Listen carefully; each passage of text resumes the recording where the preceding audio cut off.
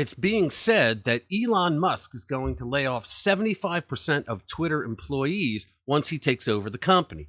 That's a big yikes for the people working at Twitter. We'll get into that. Join us.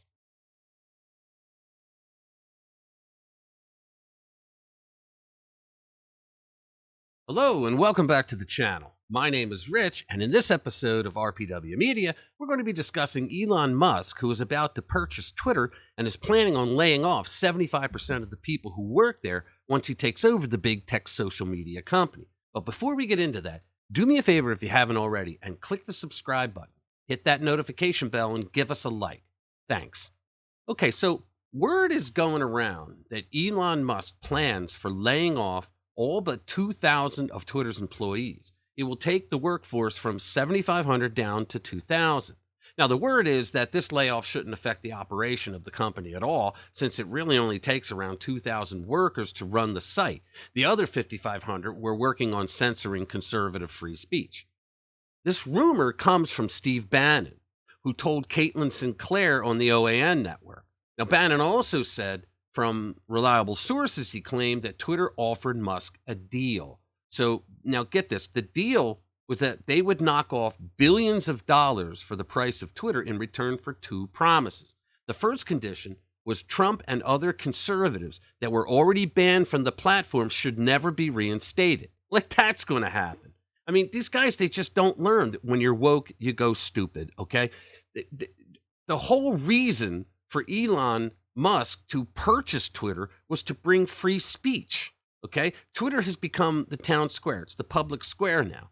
Okay, and there was no free speech there for conservatives. They were so woke, they did the un-American thing of censoring people that disagreed with them politically. Now, the second condition was that the same management team would continue to be employed at Twitter.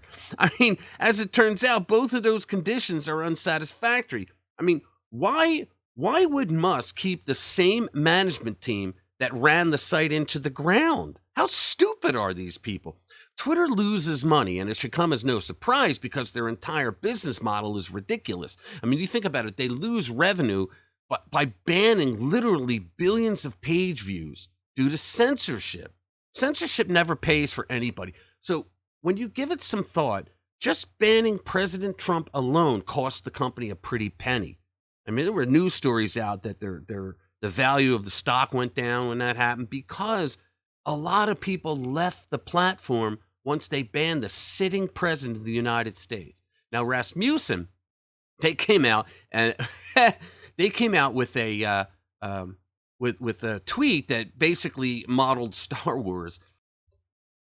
I felt a great disturbance in the force, as if millions of voices suddenly cried out in terror and were suddenly silenced.